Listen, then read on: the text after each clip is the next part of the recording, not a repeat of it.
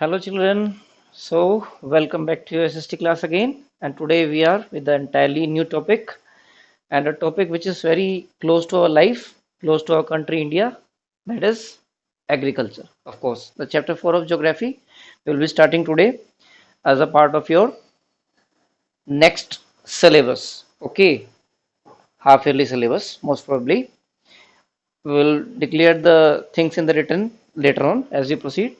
So let's see what all things are to be covered in agriculture. We are very familiar with this term. This term is very closely related to our life, to the area where we live in. So we'll see in this chapter that what way agriculture is being done overseas and as far as in our country, India. Before that, we'll go through few basic terms before directly jumping to the topic.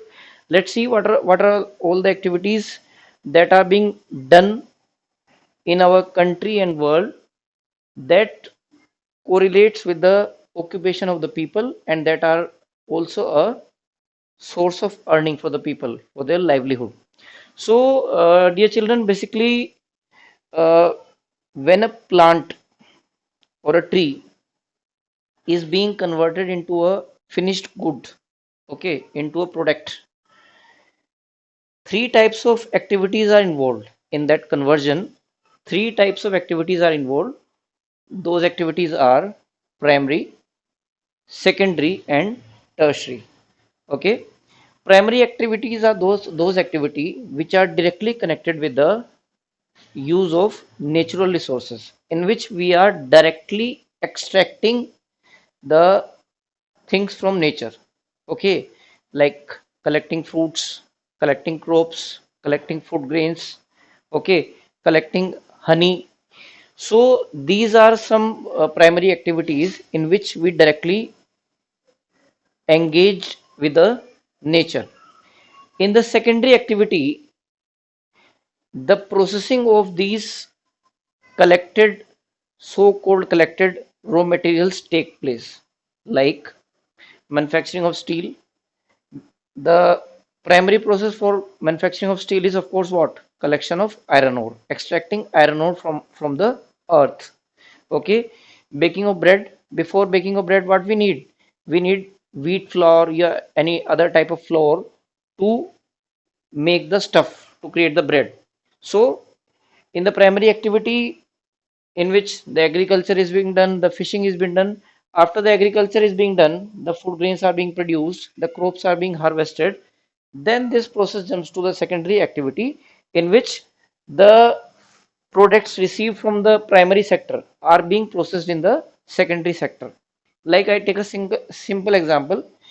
If a farmer is growing wheat in his field and is selling that wheat in the market, then any of the bakery product that is being made by the wheat, like you can say any of a type of biscuits or any bread or jam that are being made from this product, are the part of secondary activities. Okay, weaving of cloth, of course, it's a part of secondary activity.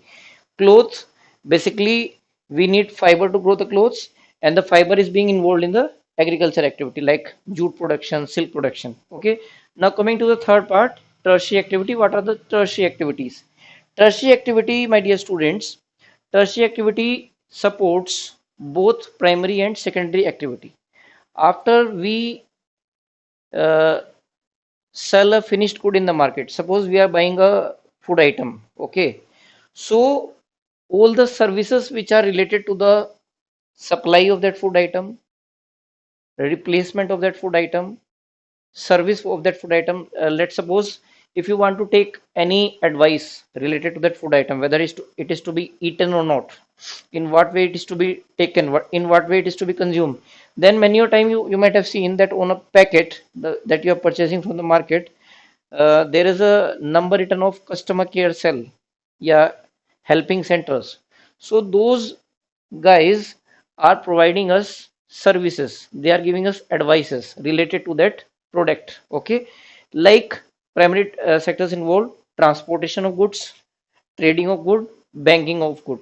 Like suppose a farmer who has generated a source of income from his agricultural land, he can deposit his money in those banks. So those banks are indirectly providing a service to the farmers. So that farmer need not to be haphazard in maintaining his money. He can easily deposit his money in the banks. So these are the tertiary services which are directly or indirectly helping both the sectors, primary as well as secondary. Okay. If we talk about primary in more detail, agriculture is one of the biggest example of primary sector, and that is the reason that why we are studying this chapter. Okay, agriculture is one of the most basic occupation. If we if we speak in terms of number, in entire world, about 50% of the world's population is engaged in agriculture, in farming, in cultivating. And if we talk about our country, India, near about two-third part of entire country of India is, you know, using agriculture as their main occupation. Two by third part of our country. Main factors which give output in agriculture are, of course, the topography of the land, topography of the soil, and the climatic condition of that place. We will discuss about agriculture further in this video. We will discuss its various parts and various other factors in a short while. We will continuing in same video. Okay, dear students, we'll be continuing the topic. We were discussing about agriculture. In agriculture, we are in a broad way, if we are speaking about of entire globe, basically the American countries, the North American countries, the European countries, the Australian countries, they are using the terminology farm system. Their agricultural lands, their holdings are called farms, farm system. In farm systems, yeah, in any type of agriculture, the basic input required is seeds, fertilizer, machinery, and labor. Somewhere the machinery use is more, then the labor use gets decreased, and at some places where the machineries are not available, the technology is not so updated. There the work is being done by labor, manual labor. The processes that are being involved in the agriculture are ploughing, in which the layers of the soil is being digged out in multiple ways, sowing of seeds, irrigation, in which the water is being maintained in a proper way in the agriculture field, weeding. In weeding, different processes are being done. We have to keep a check on the agriculture field whether any requirement of insecticides or pesticides is being there or not.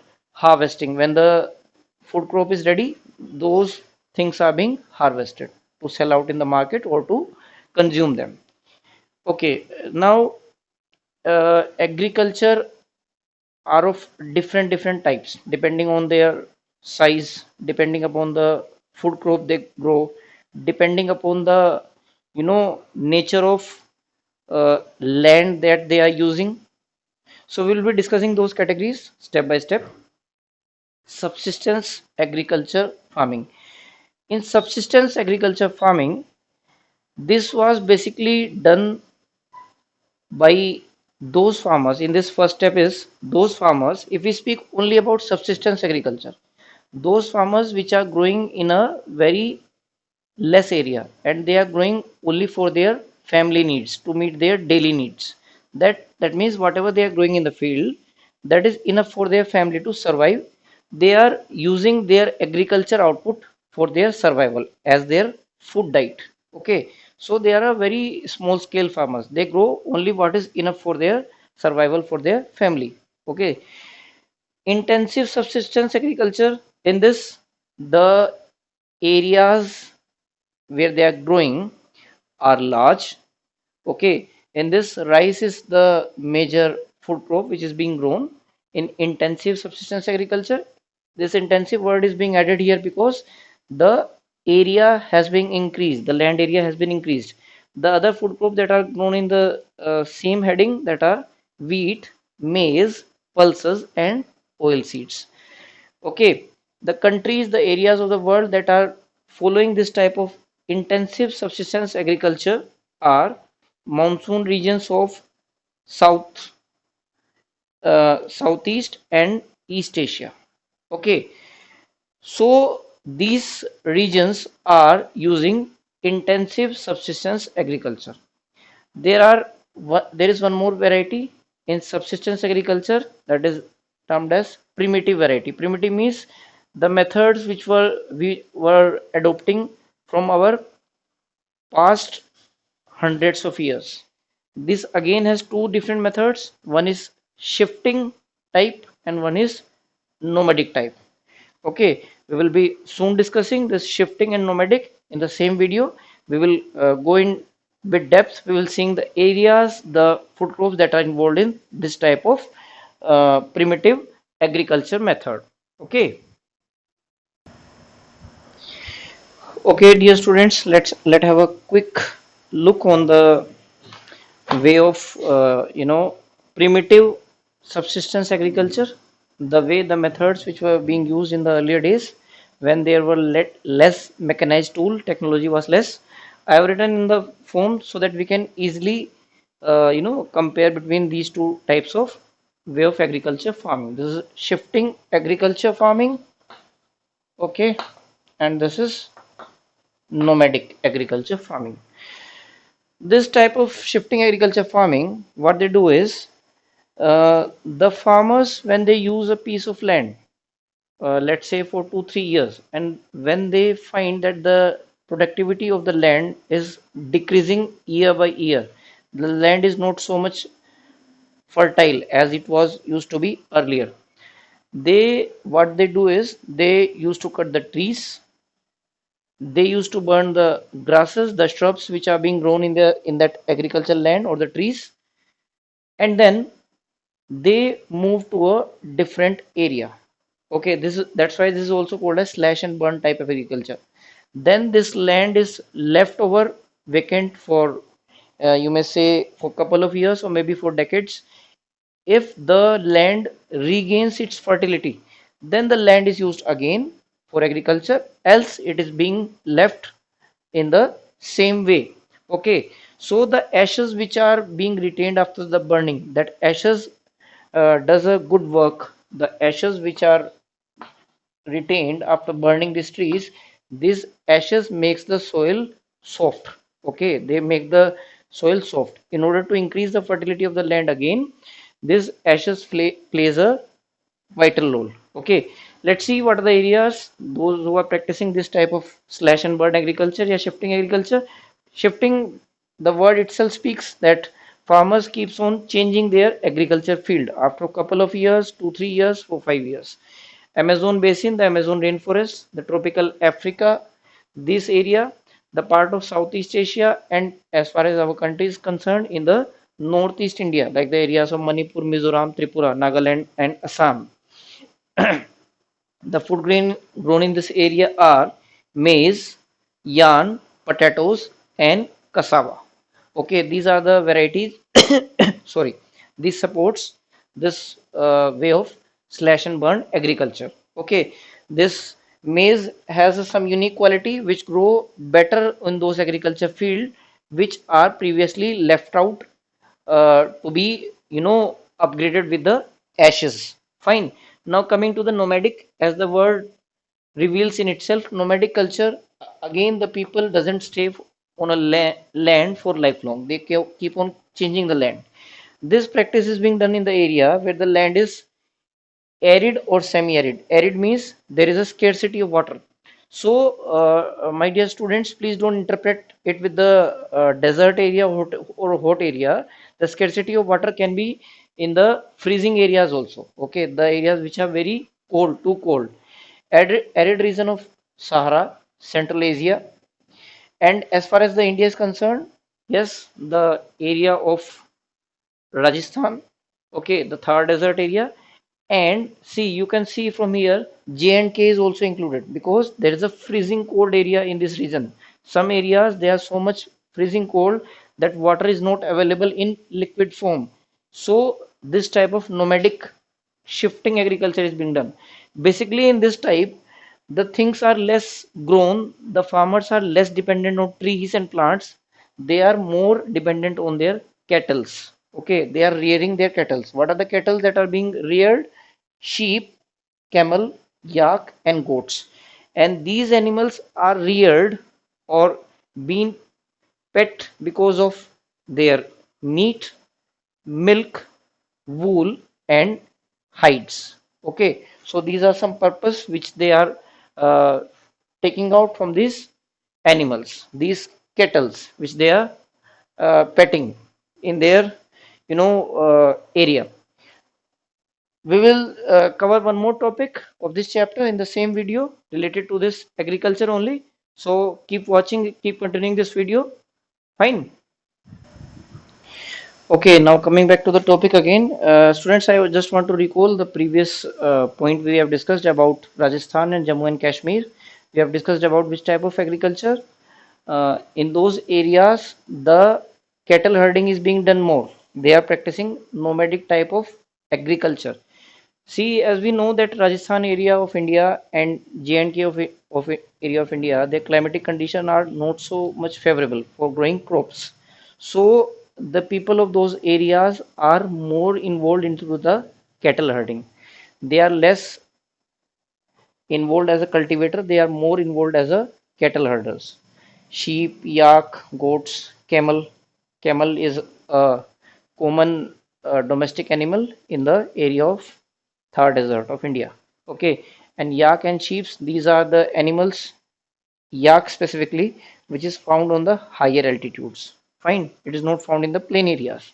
Okay, now coming to the one more variety of farming, that is commercial farming. As the name suggests, commercial farming is done in very big areas. Okay, they're having huge land occupied, hundreds of hectares of areas. That farming is directly done for selling purpose. They are using these food crops for as a cash crops to sell them out. Wheat and maize are one of the favorite choices for that for commercial farming. The area which are extensively using this commercial farming are temperate grasslands of North America, Europe, and Asia.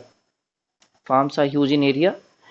Many a time, due to adverse weather condition, only one type of crop is being grown in this type of farming, because in some areas the winter conditions are very harsh.